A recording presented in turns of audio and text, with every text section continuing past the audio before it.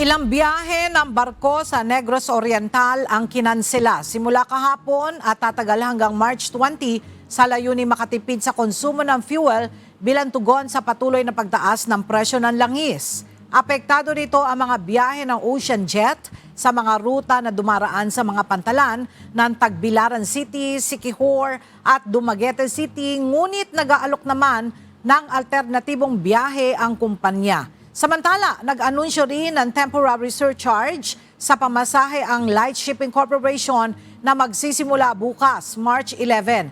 Kasunod nito, binawasan din ng Quadro Alas Navigation Lines ang ilang fast craft trips sa rutang Sibulan papuntang Liloan para makatipid sa konsumo sa langis.